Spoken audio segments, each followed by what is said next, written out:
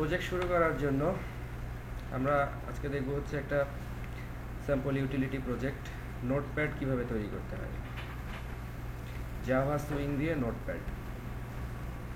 তো প্রথমেই নেটবিনে আমরা একটা ফাইল নিউ প্রজেক্ট থেকে প্রজেক্ট ক্যাটাগরিজ থেকে চুজ করব জাভা, প্রজেক্টস থেকে চুজ করব জাভা অ্যাপ্লিকেশন। নেক্সট, এরপরে প্রজেক্টটা আমরা কোথায় সেভ করব সেটা হচ্ছে প্রজেক্টের লোকেশন, আর প্রজেক্টের একটা নাম থাকবে। আমরা প্রজেক্টের নাম দিলাম হচ্ছে জাভা নোটপ্যাড।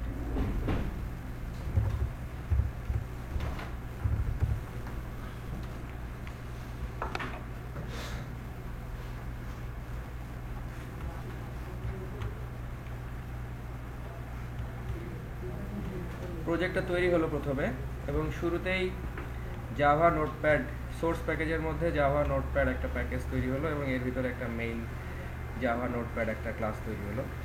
তো এই ক্লাসটার উপরে আমরা মেইনলি কাজ করব। তো যেহেতু আমরা আমাদের অ্যাপ্লিকেশনের মধ্যে সুইং ব্যবহার করব, সেজন্য আমাদের ক্লাসটার মধ্যে আমরা প্রথমেই আমরা নিয়ে নিব হচ্ছে এক্সটেন্স জেফ্রেম।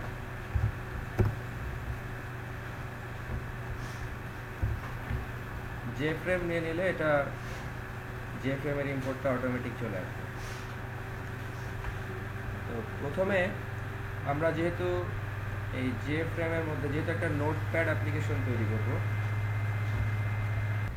নোটপ্যাডের মধ্যে মূলত আমরা যার মধ্যে আসলে টেক্সটগুলো লিখব সেটা হচ্ছে একটা টেক্সট এরিয়া। সুতরাং আমরা প্রথমে একটা টেক্সট এরিয়ার একটা অবজেক্ট নিয়ে নিব। যে টেক্সট এরিয়া আমি নাম দিলাম হচ্ছে মেইন এরিয়া।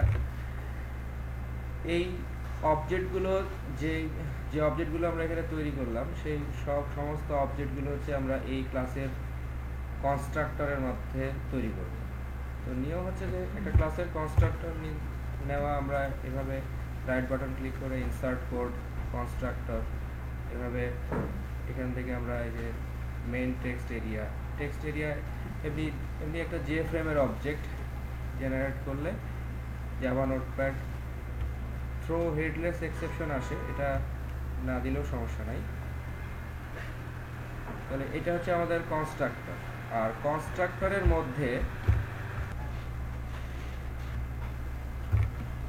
কনস্ট্রাক্টরের মধ্যে আমরা এই যে এখানে যে অবজেক্টগুলো আমরা ডিক্লেয়ার করব, সেই অবজেক্টগুলো ইনিশিয়ালাইজ করব হচ্ছে কনস্ট্রাক্টরের মধ্যে। তো কনস্ট্রাক্টরের মধ্যে আবার কাজগুলোকে শর্ট করার জন্য আমরা এই কনস্ট্রাক্টরের মধ্যে থেকে একটা মেথড কল করব। তো সেজন্য এখানে আমরা একটা মেথড লিখব, প্রাইভেট ভয়েড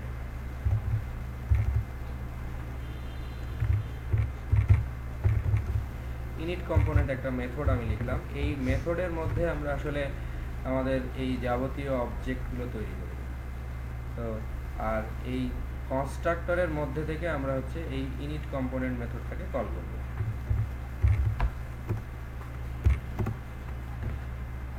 এখন এই যে মেইন টেক্সট এরিয়া, এই টেক্সট এরিয়ার অবজেক্ট আমরা এখানে তৈরি করব।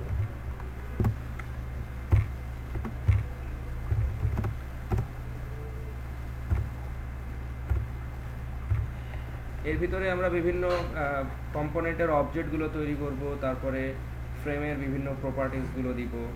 যেমন এখন আমরা হচ্ছে এই কন্টেন্ট পেনের ভিতরে এই মেইন টেক্সট এরিয়াটাকে অ্যাড করব।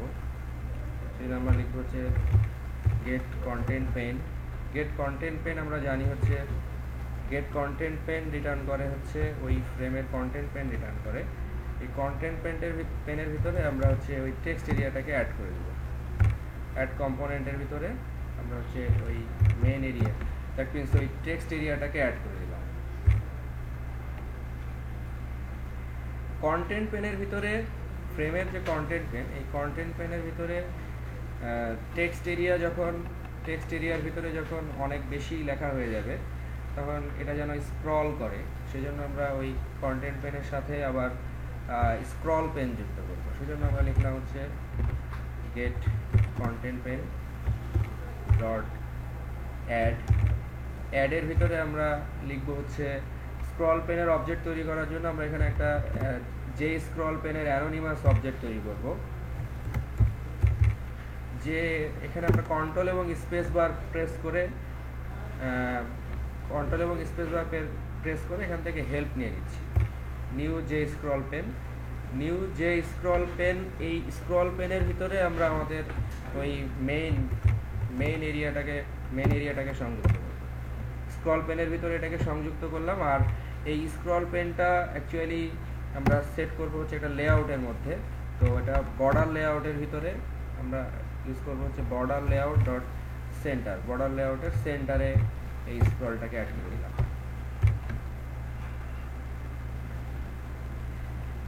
এরপরে আমরা ফ্রেমের অন্যান্য প্রপার্টিগুলো দিব। যে আমরা এখান থেকে ফ্রেমের টাইটেল দিব, সাইজ দিব। তো যেহেতু এটা যে ফ্রেম, সুতরাং আমরা সেট টাইটেল এই মেথডটাকে কল করার মাধ্যমে ফ্রেমের টাইটেল দিতে পারি। যে শুরুতে আমরা একটা টাইটেল দিয়ে দিব, সেই টাইটেলটা হচ্ছে যে আনটাইটেল নোটপ্যাড।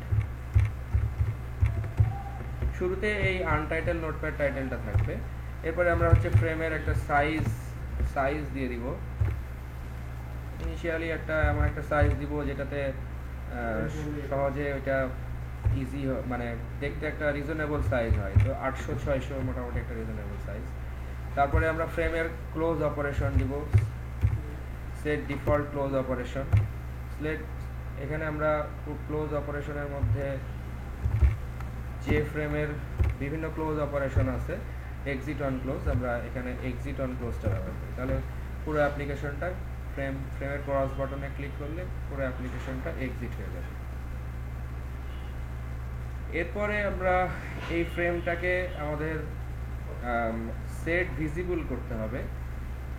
তো সেট ভিজিবল করার জন্য আমরা আইদার হচ্ছে এখানে আমরা আমাদের মেইন মেথডের মধ্যে আমরা আসলে এই ক্লাসের অবজেক্ট তৈরি করব। অবজেক্ট তৈরি করার সময় আমরা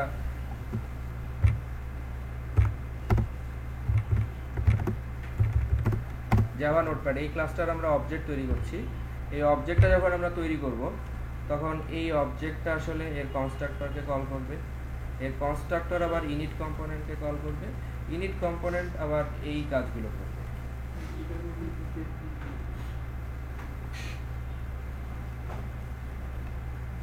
এখন আমরা এর মধ্যে সেট ভিজিবলকে কল করব, কারণ সবকিছু হয়ে গেলে আমরা ভিজিবলটা ট্রু করে দেব। তো ইনিশিয়ালি আমাদের একটা স্ট্রাকচার তৈরি হলো, যে স্ট্রাকচারের মধ্যে আমরা ইনিশিয়ালি দেখতে পাবো যে এটা রান করলে একটা টেক্সট এরিয়া আছে এবং এটা ফ্রেমের সমস্ত অংশ জুড়ে অবস্থান করছে। ইনিশিয়ালি আমরা প্রথমে এটা রান করে দেখি যে এটা কেমন দেখতে হয়। তো আমরা ইনিশিয়ালি দেখতে পাচ্ছি যে শুরুতে আনটাইটেল নোটপ্যাড একটা দেখাচ্ছে এবং এটা একটা টেক্সট এরিয়া এবং আমরা যে এই যে স্ক্রল বার দিলাম, সুতরাং আমি এন্টার চেপে দেখছি যে স্ক্রল বারটাও ঠিকঠাক মতো কাজ করছে।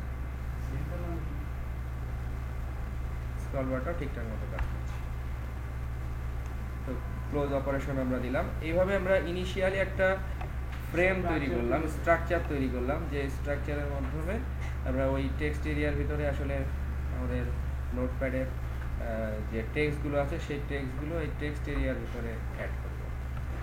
তো এখানে আমরা হচ্ছে মূলত বর্ডার লেআউটের সেন্টারে সংযুক্ত করলাম হচ্ছে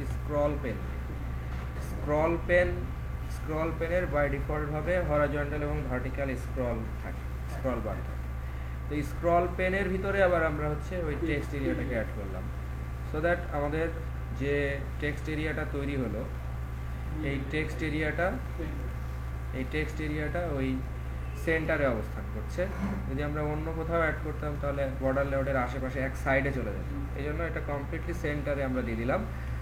আর পুরো জিনিসটা হচ্ছে একটা টেক্সট পেন, যে টেক্সট পেনের ভিতরে আছে হচ্ছে যে টেক্সট এরিয়া, আর যে টেক্সট পেনের ভিতরে বাই ডিফল্ট ভাবে হরাইজন্টাল এবং ভার্টিক্যাল রুলারটা আছে। সেন্টারে দেওয়ার কারণে এটা যদি আমরা এই যে ম্যাক্সিমাইজ বা মিনিমাইজ করি তারপরও এই এরিয়াটা সেন্টারে যায়, টেক্সট এরিয়াটা। অন্য সাইডে অ্যাড করলে এটা আশেপাশে চলে যাবে, এই জন্য আমরা এটাকে সেন্টারে অ্যাড করলাম। এখন আমরা অ্যাড করব হচ্ছে এটার মেনু বার অ্যাড করব। তো যখনই আমরা কোনো অবজেক্ট নিয়ে নিব, ডিক্লেয়ার করব, তখন আমরা এটাকে গ্লোবালি ডিক্লেয়ার করব। তো এখানে আমরা এখন একটা প্রথমে মেনু বার তৈরি করা শিখছিলাম। মেনু বার তৈরি করার জন্য আমরা ব্যবহার করছিলাম প্রথমে হচ্ছে যে মেনু বার। তো যে মেনু বার আমরা প্রথমে এখানে অবজেক্টগুলোকে ডিক্লেয়ার করে নিলাম যে মেনু বার, আমরা একটা নাম দিলাম মেনু বার। মেনু বারের সাথে আমাদের অ্যাড করতে হবে বিভিন্ন ধরনের মেনু। তো সেজন্য আমরা ব্যবহার করব হচ্ছে যে মেনু। যে মেনু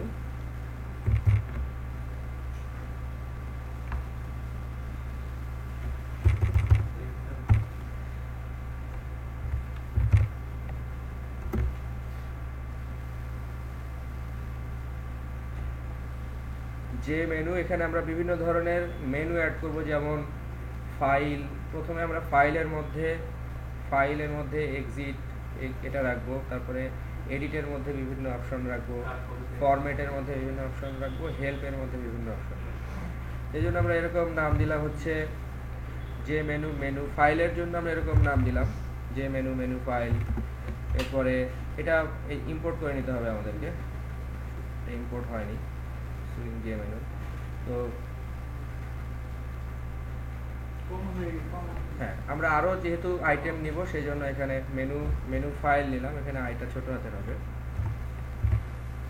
ফাইলের জন্য আমরা নিলাম মেনু ফাইল। তারপরে এটার জন্য আমরা এডিট নিব, এডিটের জন্য আমরা এডিট মেনু নিলাম। এরপরে ফরম্যাটের জন্য মেনু ফরম্যাট, এবং আরও পরবর্তীতে আমরা প্রয়োজন অনুসারে অ্যাড করব। আরেকটা নিলাম হচ্ছে আমরা মেনু হেল্প। এই মেনুগুলো আমরা প্রথমে অবজেক্টগুলো এখানে তৈরি করে নিলাম। এরপরে এটার জন্য আমাদের কি করতে হবে, আমাদের মেনু আইটেম লাগবে। তো যে মেনু আইটেমের জন্য আমরা নিব হচ্ছে যে মেনু আইটেম। এখন এর মধ্যে আমরা বিভিন্ন ধরনের, যেমন ওপেন, তারপরে সেভ, নিউ, এগুলো ব্যবহার করব। তো আমরা আইটেমগুলোর নাম দিলাম হচ্ছে এরকম, যে আইটিএম এরকম নাম দিলাম, আইটিএম নিউ, তারপরে আইটিএম ওপেন, আইটিএম সেভ। তো আপাতত এরকম তিনটা মেনু আইটেমের নাম দিলাম। পরবর্তীতে আমরা আরও অন্যান্য মেনু আইটেম নিয়ে নেব। তো যে মেনু বা মেনু বার, মেনু আইটেম যেগুলো আমরা তৈরি করলাম, এই মেনু বার, মেনু আইটেম এগুলোর জন্য আমাদেরকে এখন কি করতে হবে, অবজেক্ট তৈরি করতে হবে। ঠিক আছে? তো অবজেক্ট তৈরি করার জন্য আমরা এখানে ইনিট কম্পোনেন্টের মধ্যে, যেহেতু আমাদের ইনিট কম্পোনেন্টের মধ্যে সব কিছু হচ্ছে, তো আমরা ইনিট কম্পোনেন্টের মধ্যে চলে যাই। ইনিট কম্পোনেন্টের মধ্যে আমরা এই সেট ভিজিবল করার আগে এই কম্পোনেন্টগুলো তৈরি করতে পারি। তো আমরা এই জায়গাগুলোতে এগুলো তৈরি করি। যেমন এখানে আমরা হচ্ছে প্রথমে মেনু বার তৈরি করব, মেনু বার। তো মেনু বারের অবজেক্ট তৈরি করার জন্য আমরা এখানে ওটার নাম দিয়েছিলাম হচ্ছে এম বার। এটার নাম ছিল হচ্ছে M bar equal to new যে মেনু বার। মেনু বারের অবজেক্ট প্রথমে তৈরি করলাম। এখন আমরা তৈরি করব হচ্ছে মেনুগুলো তৈরি করব। তো এখানে আমরা মেনুর জন্য নিয়েছিলাম হচ্ছে মেনু এডিট, মেনু ফাইল, এরকম যতগুলো ছিল। তো প্রথমে আমরা ফাইল নেই, menu file equal to new যে মেনু। এখন এই যে নিউ যে মেনু যখন আমরা নিব, তখন এখানে আমরা ওই ফাইলের মেনুর ভিতরে যে ইয়াটা যুক্ত হবে সেটা আমরা দিয়ে দিতে পারি, যে ফাইলের জন্য আমরা এখানে ব্যবহার করলাম হচ্ছে টেক্সট, ব্যবহার করলাম হচ্ছে ফাইল। তো সেম জিনিসটা আমি এই জিনিসগুলো আমি আবার হচ্ছে একটু কপি পেস্ট করে ইউজ করি, তাহলে তাড়াতাড়ি হবে। যে একটা ফাইলের জন্য ছিল, তারপরে এডিটের জন্য ছিল, একটা ফরম্যাটের জন্য ছিল, আর একটা হেল্পের জন্য ছিল। তো আমরা জাস্ট এখানে এসে এই জিনিসগুলো একটু চেঞ্জ করে দিচ্ছি। ফাইলের জায়গায় আমরা লিখবো হচ্ছে এডিট, তারপরে এখানে এটা আমরা ব্যবহার করবো হচ্ছে ফরম্যাট, আর ফাইনালি এটা ছিল হচ্ছে হেল্প। তো এই অনুযায়ী আমরা এখানে টেক্সটগুলো চেঞ্জ করব, এডিট, ফরম্যাট, তারপরে হচ্ছে হেল্প। তো এখানে অবজেক্টগুলো তৈরি, প্রথমে মেনুর অবজেক্টগুলো তৈরি হলো, মেনু বারের অবজেক্ট তৈরি হলো, মেনুর অবজেক্ট তৈরি হলো। এখন আমাদের তৈরি করতে হবে মেনু আইটেম। তো মেনু আইটেমের জন্য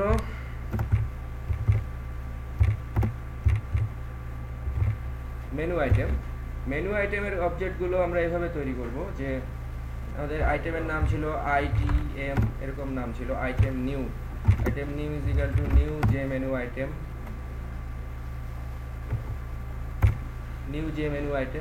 তো নিউ যে মেনু আইটেমের ভিতরে আমরা এখানে এই টেক্সটেরটা নিব, কারণ এর ভিতরে আমরা কি লিখব, যে নিউ এর জন্য আমরা কি লিখব, নিউ। তো ঠিক একইভাবে আমরা এরকম আমাদের এখানে কয়টা ছিল আমরা একটু দেখে নেই, যে আমাদের এখানে 3টা ছিল মোটামুটি আপাতত, নিউ, ওপেন এবং সেভ। তো আপাতত আমি এই 3টার জন্য তৈরি করে নিচ্ছি, পরে যখন আমাদের দরকার হবে তখন এখানে আমরা আবার এসে নতুন করে আইটেমগুলো অ্যাড করে নিব। তো একটা আছে ওপেন আর একটা আছে হচ্ছে সেভ। তো এগুলোর আমরা টেক্সটগুলো চেঞ্জ করে নিই, ওপেন আর এটা হচ্ছে সেভ। এখন আমাদের কাজ কি, আমাদের মেনু বারের অবজেক্ট তৈরি হয়ে গেল, মেনুর অবজেক্ট তৈরি হলো, আইটেমের অবজেক্ট তৈরি হয়ে গেল। এখন আমাদের কাজ হচ্ছে যে এগুলোকে অ্যাড করা। তো অ্যাড করার জন্য আমরা হচ্ছে এখানে অ্যাড করব হচ্ছে মেনু আইটেমগুলো অ্যাড করব। মেনু আইটেমগুলো অ্যাড করব কার সাথে, মেনুর সাথে। তো প্রথমে আপাতত আমরা হচ্ছে এই ফাইল যে মেনুটা আছে, এডিট যে মেনুটা আছে, এডিটের ফাইলের ভিতরে আমরা হচ্ছে নিউ এবং ওপেন, এই ফাইল নিউ, ওপেন এবং সেভ, এই 3টা জিনিস অ্যাড করব। তো মেনু ফাইল, এটার নাম হচ্ছে মেনু ফাইল ডট অ্যাড, এটার সাথে আমরা অ্যাড করছি। এটার সাথে আমরা অ্যাড করব, সবগুলাকে অ্যাড করব। আমি প্রথমে হচ্ছে আগে এই 3টা অ্যাডের জন্য ইয়েগুলো কপি করে নিচ্ছি। এরপরে আমরা এখানে এই আইটেম নিউ, আইটেম ওপেন এগুলোকে বসাই দেবো। ঠিক আমাদের যে আইটেমগুলো ছিল, আইটেম নিউ, তারপরে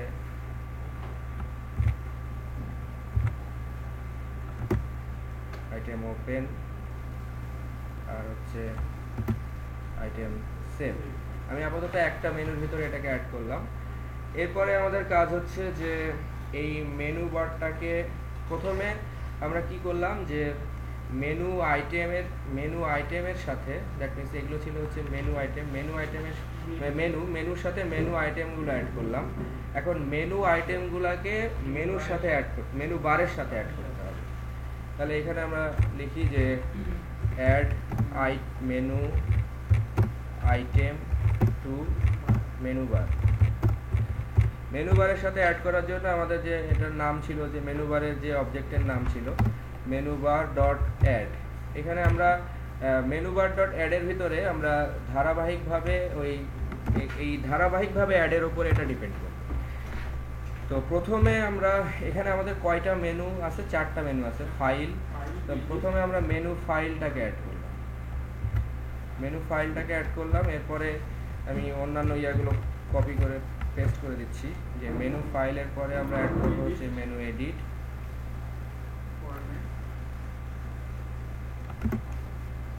ফরম্যাট, এবং এরপরে আমরা অ্যাড করবো হচ্ছে হেল্প। এবং ফাইনালি হচ্ছে মেনু বারটাকে আমাদের কি করতে হবে, যে ফর্মের সাথে অ্যাড করতে হবে। তাহলে add menu bar to frame.